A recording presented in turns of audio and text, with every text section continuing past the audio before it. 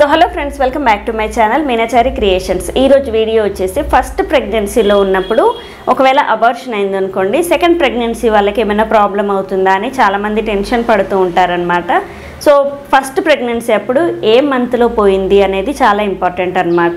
So first 1 month 2 మంత్స్లో వరకు అప్పుడు వెళ్ళింది అనుకోండి, అంటే ప్రెగ్నెన్సీ అనేది అబార్షన్ అనేది 1 or 2 మంత్స్ లోపు మీకు అబార్షన్ అయితే మాత్రం సెకండ్ ప్రెగ్నెన్సీకి అంత ఇబ్బంది అయితే ఉండదు. కానీ థర్డ్ ప్రెగ్నెన్సీలో 3rd మంత్ వరకు ఉండి కూడా, లేదా కొంతమందికి 6th మంత్ టిఫా స్కాన్ అయిపోయాక అబార్షన్ అనేది చేయాల్సి వస్తూ ఉంటుంది. సో ఇలా చేయించుకోవాల్సి వస్తే మాత్రం నెక్స్ట్ ప్రెగ్నెన్సీకి కొంచెం ఇబ్బంది అయ్యే అవకాశం ఉంటుంది. ఎందుకంటే ఫస్ట్ ప్రెగ్నెన్సీ అలా పోయింది కాబట్టి సెకండ్ది కూడా పోయే ఛాన్స్ కొంచెం ఉంటుంది అన్నమాట.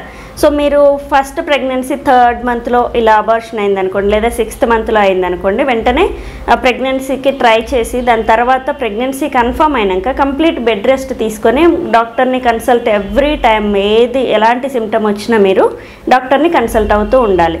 సో ఇలా చేస్తే మీకు కొంచెం నెక్స్ట్ ప్రెగ్నెన్సీకి ఏమీ అవ్వకుండా జాగ్రత్తలు తీసుకొని, అండ్ ప్రెగ్నెన్సీ కన్ఫర్మ్ అయిన వెంటనే అసలు ట్యూబ్లో ఉందా, గర్భాశయం లోపల ఉందా, ఎక్కడ ఉంది అనేది గ్రోత్ స్కాన్ అనేది మీరు చేయించుకొని, అదే ఎర్లీ ప్రెగ్నెన్సీ స్కాన్ అనేది మీరు చేయించుకొని డాక్టర్ని కన్సల్ట్ అవుతూ బెడ్ రెస్ట్ కంప్లీట్గా తీసుకుంటే మాత్రం మీకు సెకండ్ ప్రెగ్నెన్సీకి ఎలాంటి ప్రాబ్లం ఉండదు. అదే మీకు 1 or 2 మంత్స్ లోపు మీకు ప్రెగ్నెన్సీ పోతే మాత్రం సెకండ్ ప్రెగ్నెన్సీకి అంత భయపడాల్సిన పని లేదు. కానీ 3rd మంత్లో పోతే మాత్రం మీరు ఈ జాగ్రత్తలు కంపల్సరీ తీసుకోవాలి.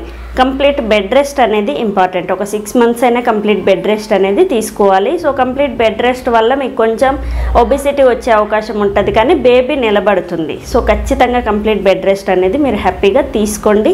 నెక్స్ట్ ప్రెగ్నెన్సీకి ప్లాన్ చేసుకోవాలి, కానీ భయపడే వాళ్ళు భయపడాల్సిన అవసరం లేదు. సో డాక్టర్ని కన్సల్ట్ అవుతూ కంప్లీట్ బెడ్ రెస్ట్ తీసుకుంటే మీకు ఎలాంటి ప్రాబ్లం ఉండదు. సో ఫస్ట్ ప్రెగ్నెన్సీ వల్ల సెకండ్ ప్రెగ్నెన్సీకి ఏమన్నా, ఫస్ట్ అబార్షన్ వల్ల సెకండ్ ప్రెగ్నెన్సీకి ఏమన్నా ప్రాబ్లం అవుతుందా అని అంటే ఇదే ప్రాబ్లం అనమాట. నెక్స్ట్ది నిలబడకపోవడానికి ఛాన్సెస్ ఎక్కువగా ఉంటాయి. సో కంప్లీట్ రెస్ట్ తీసుకొని డాక్టర్ని కన్సల్ట్ అవుతే సరిపోతుంది. ఫుడ్ కూడా మంచిగా తీసుకోవాలి. సో ఇలా చేస్తే మీకు ఎలాంటి ప్రాబ్లం అయితే ఉండదు. సో చూసారు కదా ఈరోజు వీడియో.